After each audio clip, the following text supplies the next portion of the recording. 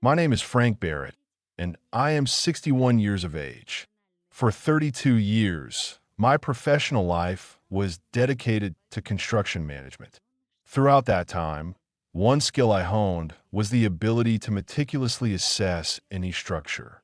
I could discern which walls were integral to its support, which were merely decorative, and which were on the verge of collapse. I never anticipated that this particular expertise would be required at my own son's Thanksgiving gathering. 3 weeks prior to the holiday, my daughter-in-law sent my wife a detailed list. 14 distinct dishes, a guest count of 25, with preparations commencing at 5 o'clock in the morning.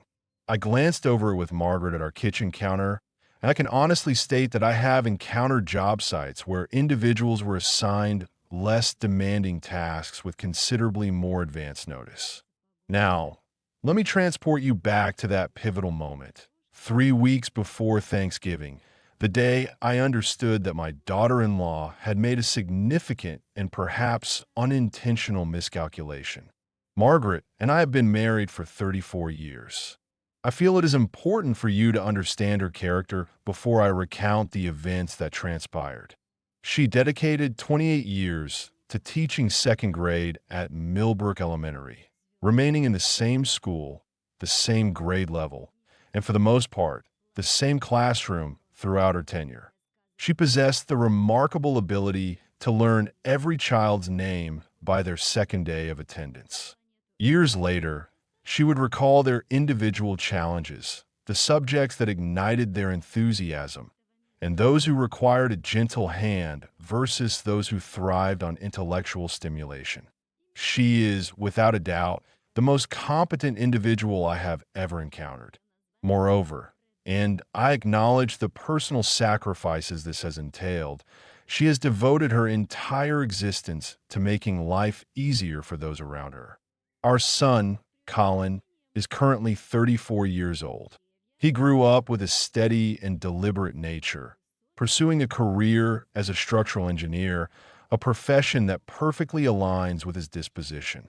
He adheres to the principle of measuring twice before cutting once, and he constructs things designed to endure.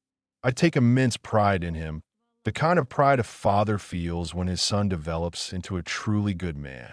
Colin met Rebecca 3 years ago, and they were married a year thereafter. It was a modest ceremony, held in their backyard, adorned with white roses. Margaret spent 2 nights the week leading up to the wedding meticulously hemming the linen tablecloths that Rebecca had ordered online. I offered my assistance, but Margaret assured me she had it under control, a characteristic response for her. Initially, I found Rebecca to be quite agreeable. She was sharp, exceptionally organized, and possessed strong opinions on a vast array of subjects, which she was never hesitant to share. These are not inherently negative traits. The underlying issue, which took me an inordinate amount of time to identify, was that Rebecca's opinions often extended to dictating what Margaret should be doing. Furthermore, the manner in which she expressed these views allowed for no response other than acquiescence. I observed this pattern, and early on, I made a remark to Margaret about it. She responded by suggesting I was being overly protective. While there was an element of truth to her observation, my concerns were not entirely unfounded. The pattern began subtly, as these things often do. For Rebecca's birthday dinner, approximately 14 months into their marriage, Margaret received a text message on a Wednesday. It read, "Hey Mom, Colin and I are thinking of a low-key birthday dinner Saturday. His family, maybe about 12 people. Your pot roast would be absolutely perfect for it." There was no question of willingness or consideration of her availability embedded in that message. It was a statement of assumption. Margaret prepared the pot roast, along with scalloped potatoes, a green salad, and a chocolate layer cake from scratch, having recalled Rebecca mentioning months earlier that chocolate cake was her favorite. This is the essence of Margaret. She listens, she acts, and she does so without making a fuss. Following the dinner, no one offered explicit thanks. Rebecca did, however, post photos of the table setting on Instagram. Curiously, the pot roast was conspicuously absent from any of the images. For months later, they embarked on a 10-day trip to Cancun. Colin texted me on a Thursday morning, stating, "Hey, Dad, is it all right if Rusty stays with you and Mom while we're gone? Starting Sunday." I readily agreed, as we were fond of Rusty. However, I also noted the proximity of their departure date, Sunday, and the fact that this was the first we were hearing of their plans. I brought this up with Margaret that evening. She simply shrugged and indicated it was not an issue.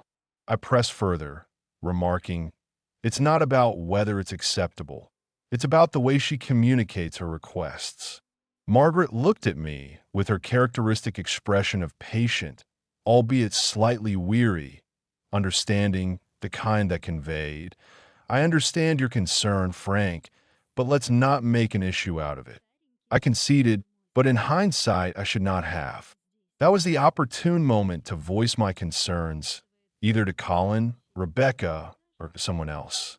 Instead, I acquiesced, mirroring the very behavior I was implicitly criticizing in Margaret. The responsibility for that inaction rests squarely on my shoulders. 3 weeks prior to Thanksgiving, on a Tuesday evening, I was in the living room watching the news when Margaret entered from the kitchen, holding her phone. She didn't utter a word, simply extending it towards me. I read the message. Turkey, 2 of them, combined weight over 20 pounds, stuffing from scratch, 8 pounds of mashed potatoes, green bean casserole, sweet potatoes with brown sugar pecan topping, cranberry sauce, fresh, not canned, homemade dinner rolls, gravy, corn pudding, Brussels sprouts, pecan pie, pumpkin pie, apple crisp, cheese board for arrivals. 14 items in total. Below this list were the confirmations. 25 guests confirmed. Start time 5 a.m. Kitchen is yours. I placed the phone down on the coffee table, then picked it up again, rereading the final line one more time. Kitchen is yours. Not our kitchen, not would you mind, simply the kitchen is yours. It sounded like a work order, as if a request had been submitted and the vendor was being confirmed. I looked at Margaret. She stood in the doorway, arms crossed, not with anger, but with a profound stillness, the kind she adopted when assessing whether a situation was as dire as it appeared. It was indeed as dire as it appeared. "I'll call Colin," I stated. "No," she replied, her voice quiet but firm. "Let me handle it first." She then picked up her phone and typed a response. "That's a considerable amount for one person. Perhaps we could divide some of the dishes." Rebecca's reply arrived in less than 2 minutes. "Oh, Mom, you've handled this before. You're so much better at this than any of us. We'll be busy with other setup tasks." Margaret read the message, then placed her phone face down. I remained seated in the living room, consciously choosing not to speak, but my mind was already racing. 2 Sundays before Thanksgiving, Colin had hosted a casual dinner for the family, featuring pizza and a bag salad. Nothing that Rebecca had prepared. I will grant her this. She never feigned culinary expertise. Her pretense was reserved for other aspects of her life. After dinner, as Sophie, Rebecca's younger sister, was recounting a story, Margaret seized an opportune moment and addressed Rebecca directly. "I've been thinking about Thanksgiving," Margaret began. "Perhaps Sophie could manage a couple of the side dishes? Or we could order the pies from Baker's Mill. Their pecan pie is quite wonderful." Rebecca responded with a laugh, a sound that was superficially warm but held an undercurrent of finality. "Mom," she said, reaching out to pat Margaret's hand, "that's precisely what you excel at. There's no need to overthink it. It always turns out beautifully when you handle it." Sophie offered a supportive nod. Ethan, Sophie's boyfriend, was engrossed in his phone. Colin was focused on his pizza. I observed my son's gaze fixed on his plate, uttering not a single word. I had instilled in that boy the importance of speaking up when something was amiss. I had taught him that silence in the face of injustice was a form of complicity. Evidently, that lesson had been misplaced somewhere between his 20s and the present. I maintained a neutral expression. Over many years on job sites and in project meetings, I had learned that displaying anger before formulating a course of action was an unproductive expenditure of emotion.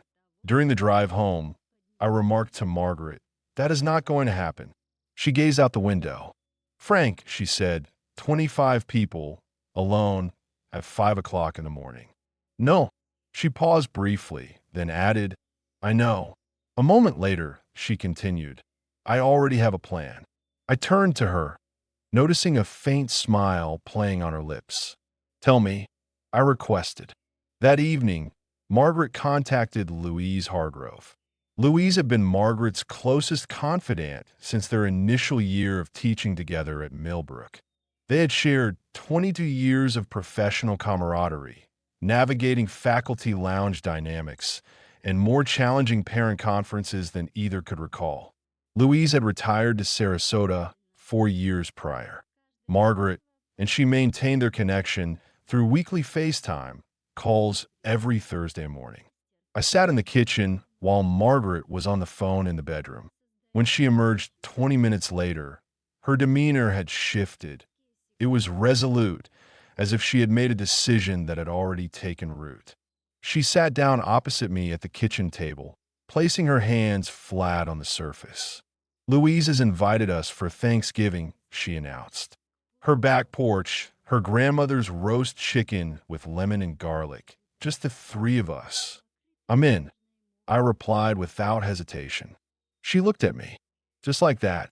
"Margaret," I interjected, folding my hands, "our daughter-in-law presented you with a work order." Our son observed this and remained silent. "Louise is offering you a reprieve on her back porch in Florida." I paused. What precisely is there to decide? She exhaled slowly and deeply, as if releasing a burden held for weeks. She slid the yellow legal pad across the table and picked up a pen. After writing a few lines, she folded the paper and placed it beside her coffee cup. Then, she opened her laptop. I watched her navigate to the airline's website and locate the 6:05 in the morning flight departing from Columbus on Thanksgiving morning. 2 tickets bound for Tampa. She looked up at me. I gave a single nod. She pressed the confirm button. Throughout the week, the text messages continued. On Monday, a message arrived. "Just a reminder, the rolls must be homemade. Store-bought always tastes like cardboard, lol." On Wednesday, another. "Hey mom, scratch by crust?" The frozen kind becomes soggy. "I found a great tutorial if you need it." On Friday, one more directive. "Fresh cranberry sauce, please, not the canned variety." Nathan and Diana are food enthusiasts, and I want everything to be elevated. Nathan and Diana. These were names I had not encountered previously. I inquired about their identity. Margaret explained, Colin's boss and his wife. I contemplated this for a moment. This Thanksgiving, the one with the 14-item menu and the 5 o'clock in the morning commencement, was not intended as a familial celebration. It was a professional exhibition. Rebecca's objective was to impress Colin's employer, and she had designated Margaret's culinary efforts as the vehicle for achieving this.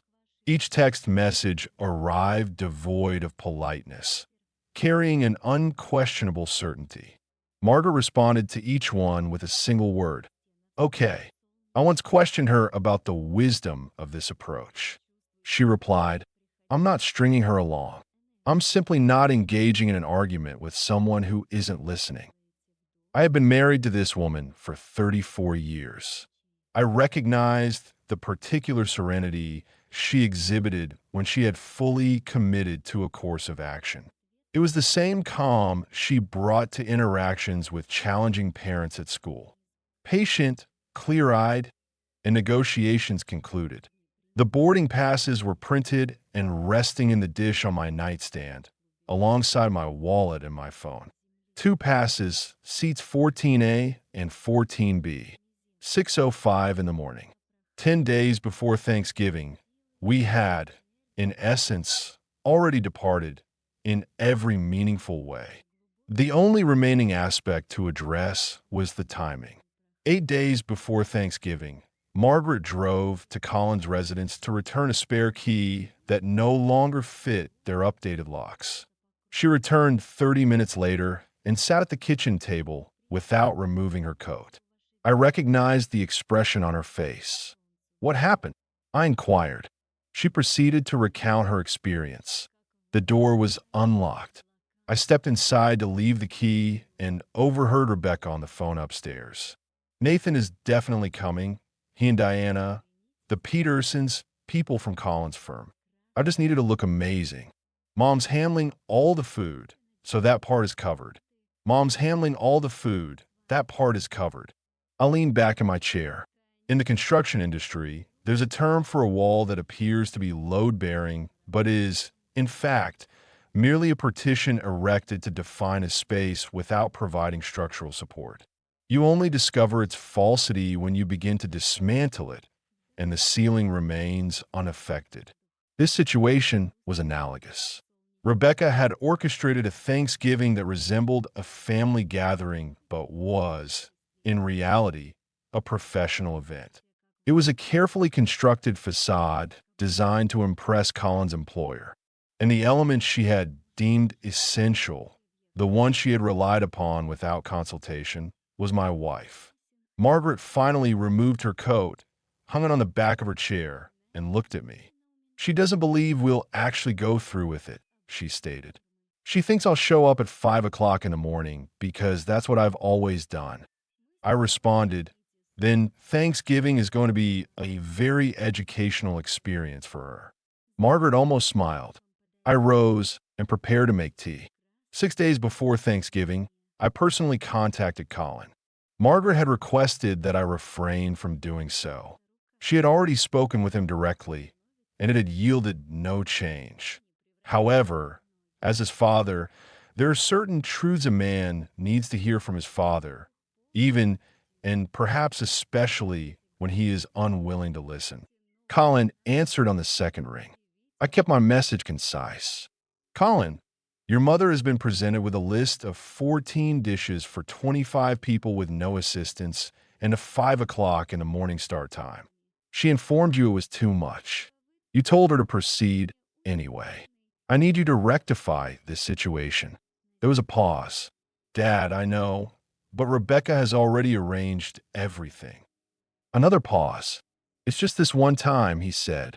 Having spent considerable time on job sites, I could readily identify when a person was repeating words that were not their own. These were Rebecca's words, pre-programmed and readily available. I stated unequivocally, "Your mother is not going to be the caterer for your wife's networking dinner. You need to figure this out." He replied, "Dad, I really think I love you." I responded, "Good night." I terminated the call. Margaret was seated at the kitchen table when I returned. She looked up, my expression conveying the outcome. "Well," she remarked, "he's not prepared to hear it yet." "He will be," I assured her. She nodded slowly. Then she stood, went to the hall closet, reached to the top shelf, and returned with her suitcase.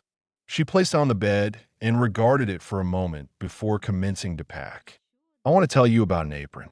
It's a navy canvas apron, remarkably durable, purchased from a kitchen supply store in Columbus during a day trip years ago. I bought it because I appreciated its substantial weight and its deep pockets. I wore it every Saturday morning when I prepared my Dutch apple pancakes."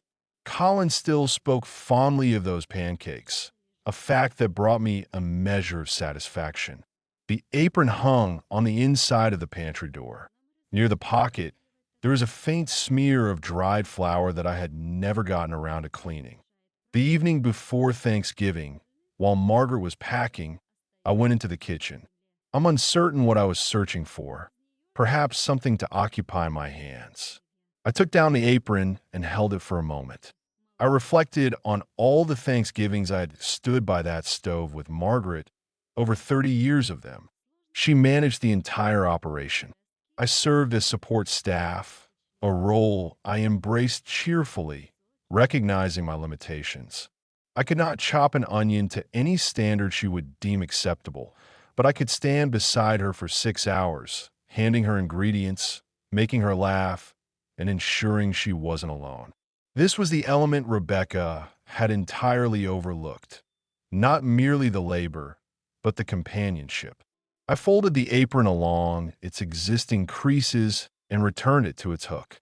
It was not destined for Florida. It belonged here, but it would not be utilized this Thanksgiving. I extinguished the kitchen light and rejoined Margaret in the bedroom.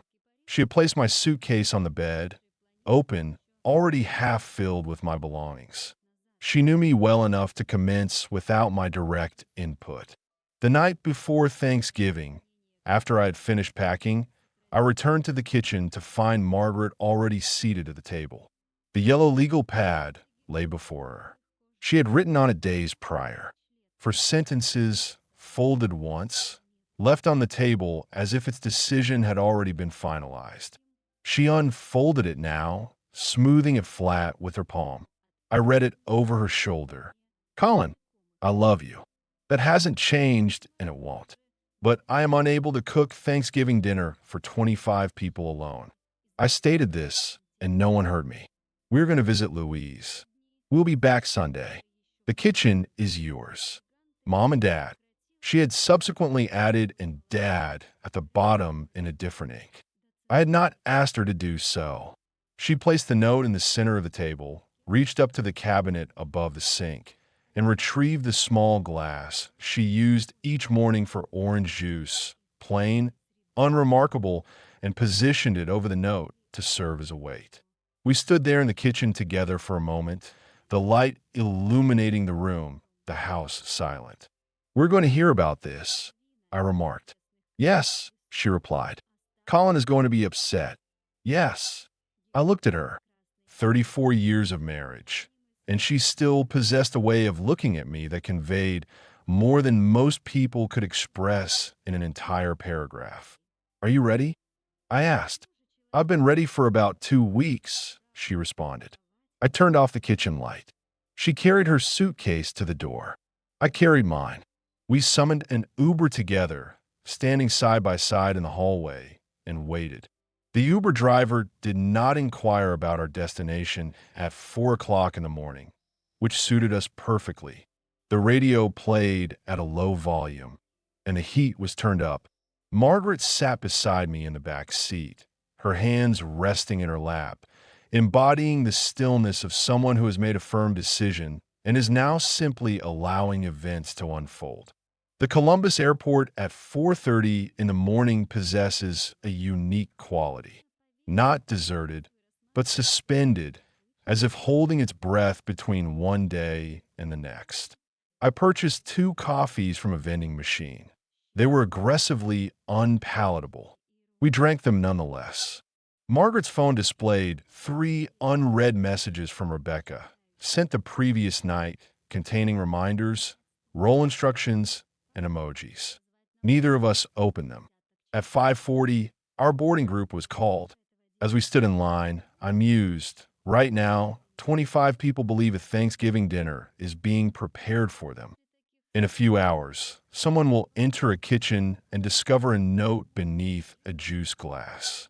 My phone buzzed as we stepped onto the jetway. It was Colin. Hey, Dad. Swinging by to get you and Mom around 7 o'clock. Rebecca wants you here by 8 to start. See you soon. He was unaware. I placed the phone in my jacket pocket. We found our seats, 14A and 14B. Margaret occupied the window seat. The plane commenced its pushback at 6:09, 2 minutes behind schedule, which felt entirely appropriate. As the wheels lifted off the ground, Margaret reached over and placed her hand on mine. We exchanged no words. We needed no words. Louise Hargrove was waiting for us at Tampa arrivals with 2 paper cups of genuine coffee and displayed no dramatic reaction whatsoever, precisely what one desires from a friend of 22 years. She hugged Margaret first, then turned to me. Frank, you came. Did you think I wouldn't? I thought Margaret might have convinced you otherwise on the way. She tried, I said. Margaret looked at me. Once, I added.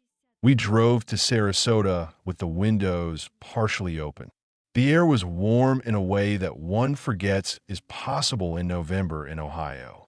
The scent of salt, greenery, and something flowering that I couldn't identify permeated the air. After more than 30 years in the Midwest, it felt like a different planet with a superior climate. Louise's house was small and white, with vibrant pink bougainvillea aggressively climbing the mailbox post. A gray cat named Oliver acknowledged our arrival from the sofa and promptly resumed his nap. We carried our coffees to the back porch, which overlooked a small inlet, its surface catching the morning light in long, flat streaks. A pelican perched on a dock post across the water, engaged in absolutely nothing with an air of complete authority. Margaret's phone lit up on the table. Colin's name appeared, followed by Rebecca's, and then Sophie's number. I turned the phone face down. Louise looked at me. You know it won't stop. It will stop when it stops, I replied. She handed me more coffee. I leaned back, gazing at the water, and thought, somewhere in Ohio at this very moment, there's a kitchen with a note in it and no turkey. And here I am, on a warm porch with my wife, watching a pelican perched on a dock post, going absolutely nowhere. Some problems resolve themselves. Colin later recounted what transpired in fragmented pieces.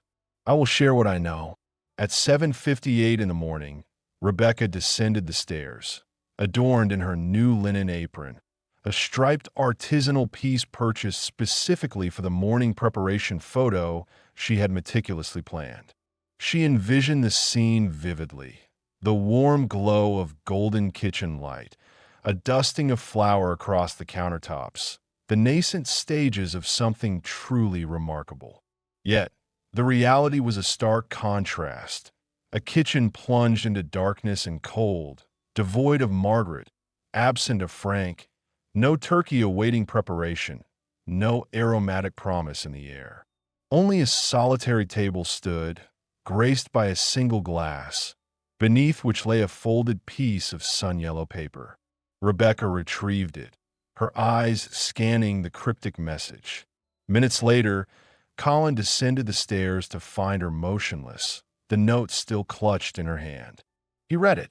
He recounted later how he stood rooted for 30 seconds, a profound silence enveloping him, before he reached for his phone. My call went unanswered. He tried Margaret next, also to no avail. Then he tried my mobile again, followed by a text message, and finally, in a desperate bid, the landline, as if we might have forgotten our devices and were sitting in quiet darkness at home. His next call was to Sophie. Sophie arrived at 8:15, her coat still on. Rebecca, he asked, can you cook a turkey? Sophie replied, Rebecca, I've never cooked a turkey in my life. Sophie's boyfriend, Ethan, offered to consult YouTube for instructions, but his offer went unaccepted. Meanwhile, 25 individuals had confirmed their attendance. The decorative floral arrangement for the table had been delivered the preceding day. Nathan and Diana Cole had responded to the invitation within 20 minutes of its arrival. Across the miles in Sarasota, my attention was diverted by a pelican. The clock in Colin's kitchen read 27 minutes past 8, leaving 6.5 hours until dinner. By 9 o'clock that morning, Rebecca had contacted 4 different restaurants. The first informed her they had ceased accepting Thanksgiving orders back in October. The second offered a pre-packaged turkey dinner, but mandated a 72-hour advance reservation. The third establishment failed to answer their phone. The fourth, a place named Harrington's, which she had bookmarked from a culinary magazine, was fully booked for dining and had no takeout options available for the holiday. She ended the call with Harrington's abruptly, without a farewell. Colin made his way to Kroger at 9:30. The designated aisle for Thanksgiving turkeys, which had been fully stocked with a vast selection just 2 weeks prior, now contained only 3 frozen specimens. The largest of these weighed 18 pounds, requiring a thawing period of 3 to 4 days in refrigeration for safe consumption. He stood in the freezer section, a shopping cart at his side, faced with a dearth of viable choices. He returned home with 4 rotisserie chickens from the deli counter, 2 boxes of instant mashed potato flakes, a bag of frozen dinner rolls, a pecan pie encased in a plastic clamshell, a pumpkin pie procured from the bakery display with a slight indentation on its box, and a wedge of brie with crackers. He had remembered at the very last moment that Rebecca had expressed a desire for a cheese board. Sophie attempted to prepare the green bean casserole using a recipe from her phone. Distracted by a phone call, she neglected to set a timer. The kitchen was subsequently permeated by the scent of scorched onions for the remainder of the afternoon. At 27 minutes past 1, guests began to arrive. Nathan Cole and his wife, Diana, entered at 1:45, precisely on schedule. The punctuality of attendees at a professional adjacent gathering, meticulously calculating their intended duration of stay. Nathan was attired in a blazer. Diana presented Rebecca with a bottle of wine at the door, her smile offering no clue to her thoughts. The table was a vision of meticulous arrangement, a testament to Rebecca's keen aesthetic sense. The linen cloth, the white and amber centerpiece, the slender taper candles gracing each place setting, all bore the imprint of genuine care and attention to detail. Then the food emerged. 4 rotisserie chickens were presented on Rebecca's finest china platters. The instant mashed potatoes bore a faint grayish hue in the candlelight. The frozen rolls remained cool in their centers.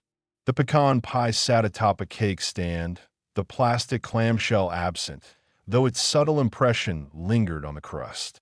Diana Cole surveyed the culinary display, placed her wine glass down with deliberate care, and remained silent. Rebecca offered a reassuring smile to the table and announced, "We've had a last-minute change of plans.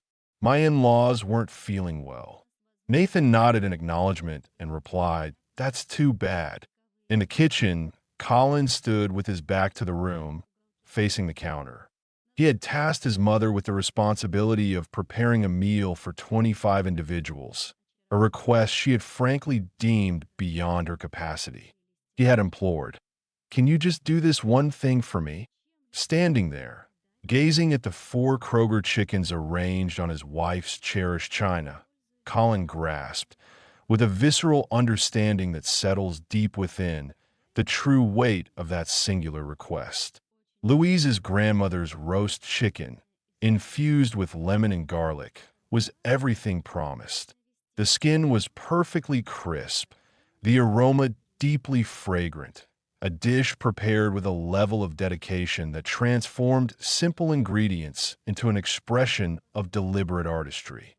We savored it with genuine mashed potatoes, richly buttered and satisfyingly lumpy.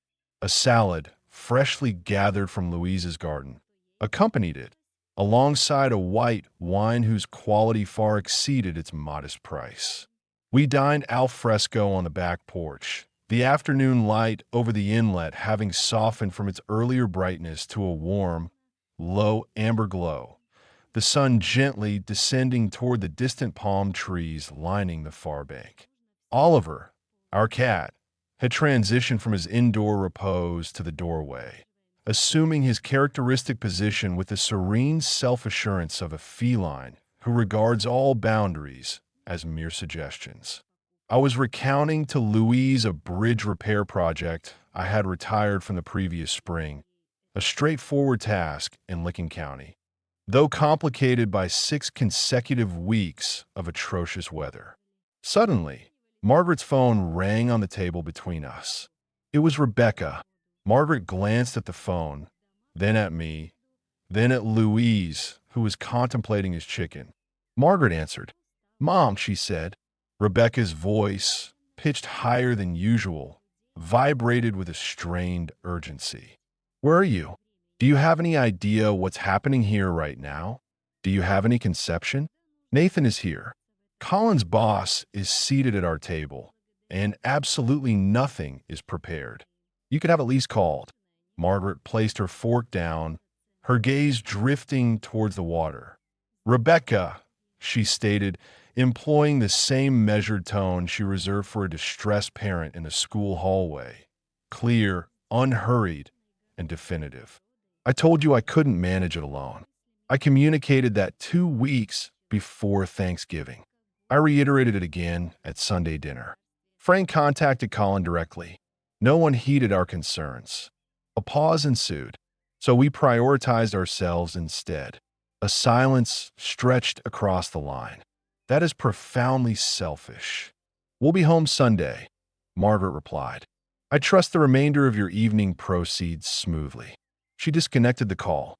Louise refilled her wine glass without prompt. 20 seconds later, my phone rang.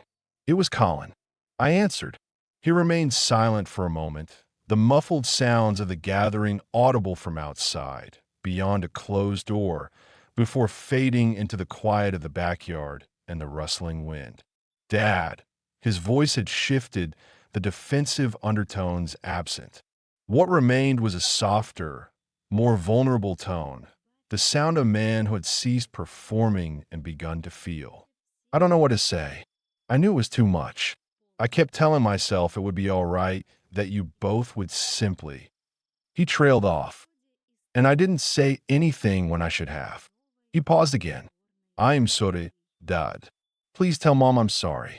I believed him. Colin had never been dishonest with me. He had opted for the path of least resistance, remaining silent to circumvent conflict, allowing matters to slide because confrontation seemed too costly. However, that was a failing of courage, not character. There is a distinction, and I myself had committed a similar oversight earlier in this narrative. He had inherited that tendency honestly. Understand, I responded. We'll discuss it when we're home. Sunday, go take care of your guests. Is the food good? He inquired. I surveyed the plate before me. The perfectly roasted chicken, the buttered potatoes, the warmth of the porch, and my wife seated across the table, finally relaxed for the first time in 3 weeks, bathed in the soft amber light of Florida. It's wonderful, I confirmed. Louise made her grandmother's chicken. Good.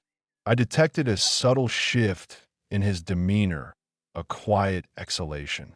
Good, Dad. Go it. Sunday. After I ended the call, Margaret met my gaze across the table. I picked up my fork. Roast chicken, she asked. Yes, I replied. Please. Colin shared the rest of the evening's events in fragments over the subsequent days. Nathan Cole stayed for 2 hours. He was the sort of individual whose politeness was directly proportional to the smoothness of a situation. Not overtly cold when things went awry, but measured, revealing somewhat less of himself. He consumed one of the rotisserie chickens without complaint. He offered compliments on the centerpiece, which genuinely deserved them. At one point, Diana quietly asked Colin, "Your parents usually cook, don't they? Are they all right?" Colin responded that we had a prior commitment that could not be rescheduled, which was accurate. Rebecca, from her position across the table, added that there had been a last-minute alteration to their plans. Also true, depending on one's definition of last minute. These two explanations diverged by approximately 45 degrees. The characteristic discrepancy of hastily constructed narratives when two individuals are addressing the same challenge from different perspectives and have failed to coordinate their accounts. Sophie, having abandoned the green bean casserole, was seated at the end of the table beside Ethan. At one juncture, she looked towards Rebecca and stated, clearly yet quietly, "Rebecca, you should have asked them properly." "Rebecca," I said, "don't start." Sophie refrained from initiating a full confrontation, but held Rebecca's gaze for a moment, steady and unwavering, the expression of a younger sibling who had finally exhausted the reservoir of her patience before returning to her meal. The guest departed by 5 o'clock, earlier than a typical holiday dinner concludes, and certainly earlier than it would have concluded with a traditional turkey, in a kitchen that had been bustling since early morning, radiating the warmth that pervades a home where cooking has been underway all day. Following the departure of all guests, Colin undertook the task of washing the dishes. He confided that it was the first occasion he had ever cleaned up after a substantial family meal. This initially surprised me, but upon reflection, it ceased to be so.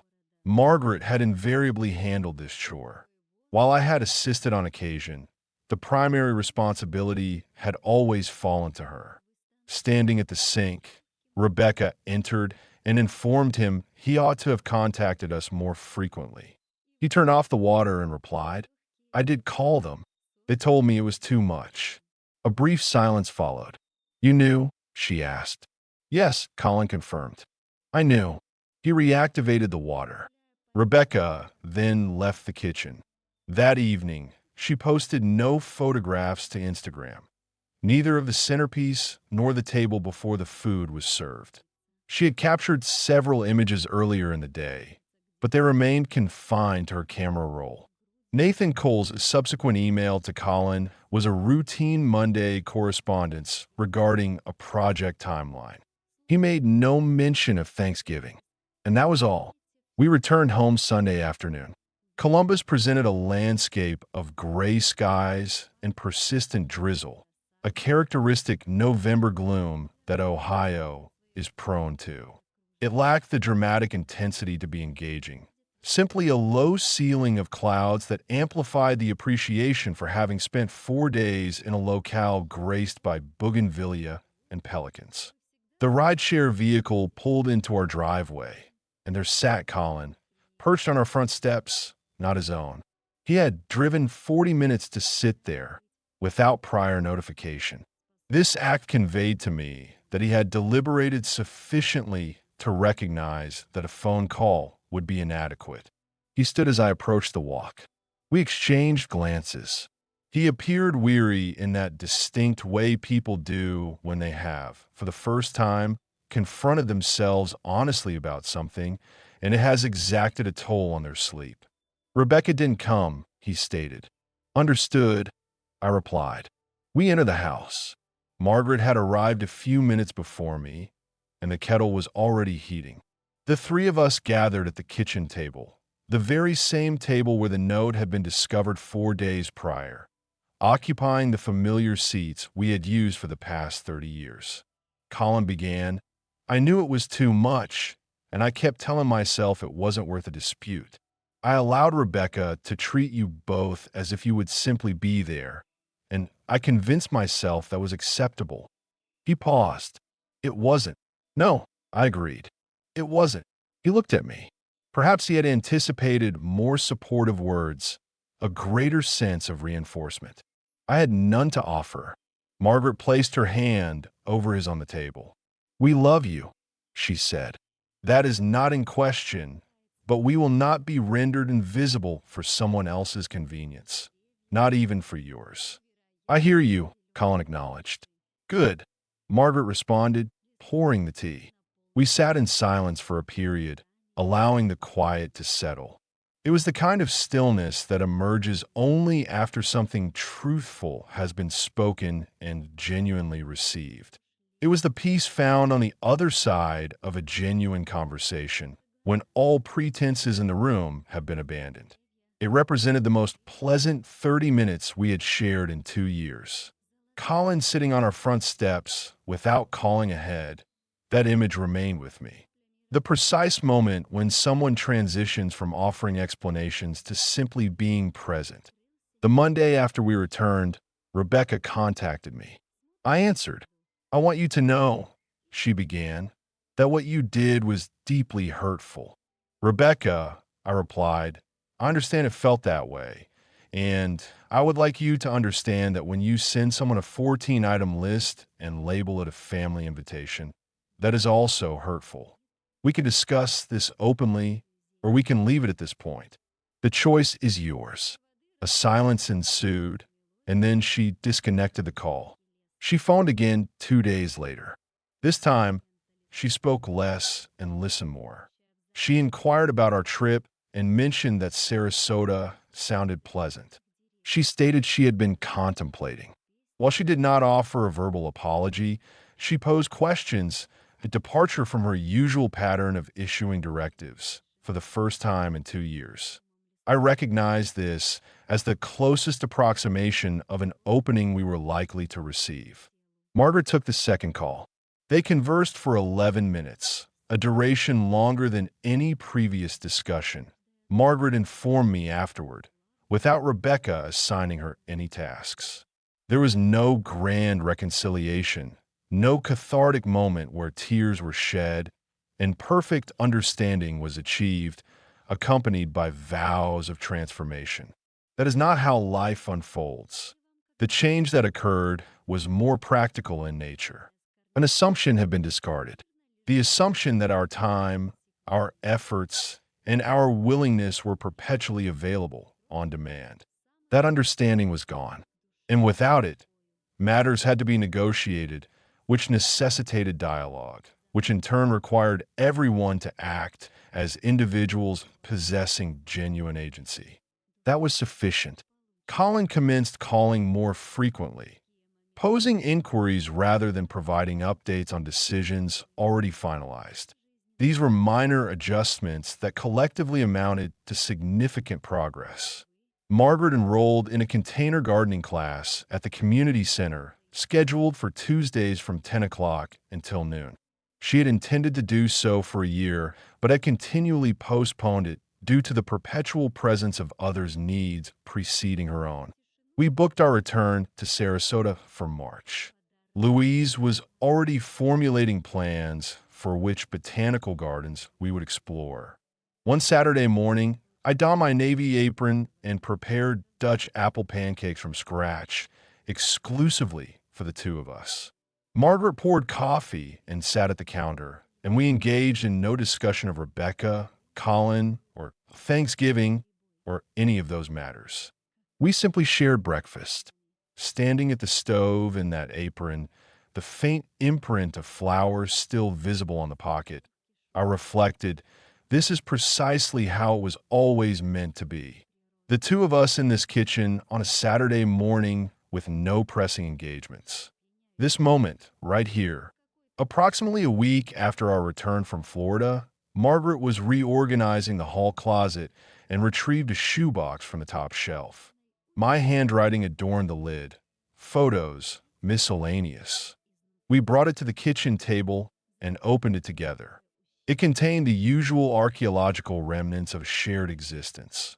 Birthday celebrations from the 1990s, Colin at the age of 9 proudly displaying a fish, embodying the triumph of a permanent achievement, a church picnic that neither of us could precisely date. Near the bottom, Margaret held up a photograph. It depicted the Thanksgiving gathering 8 or 9 years prior, judging by the kitchen's appearance before we repainted it. She was at the stove. I stood behind her, my arms loosely around her shoulders, my cheek tilted toward her hair. We were both laughing. I couldn't recall the specific reason. The timer was likely sounding, the turkey roasting in the oven. One of us had uttered a remark that landed perfectly. I had no recollection of being photographed, but the sensation remained vivid.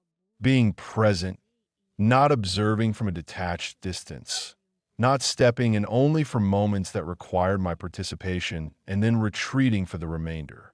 Simply immersed, experiencing every facet, because that was precisely where I desired to be, because she should not be alone in that kitchen, because she had never explicitly asked me to be there, which rendered my presence all the more significant, not less.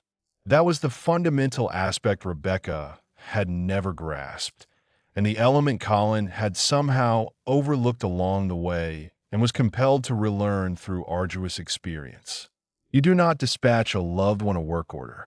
You simply show up. Margaret placed a photograph in a small frame and set it on the kitchen shelf beside the juice glass. We stood for a moment, gazing at it. "We should have gone to Florida years ago," she remarked. We were precisely where we needed to be, I replied. Until we weren't. She looked at me. That's remarkably philosophical for a Tuesday. I am a profound man, Margaret. She laughed. And I thought, this is what the 34 years were intended for. Not to orchestrate Thanksgiving dinners for networking purposes. To cultivate this. The two of us in our kitchen on a Tuesday afternoon, sharing a laugh over something trivial with no obligations to attend. If you have ever received a list in lieu of an invitation, this narrative is intended for you. You are not obligated to justify your absence to those who have never acknowledged your presence. Was Frank wrong to walk away from that Thanksgiving? Or was it the only way to make his son see what he had been ignoring? Tell me what you think in the comments below. If this story made you think, hit that subscribe button and the notification bell. We post new family dramas every week, and you won't want to miss what happens next.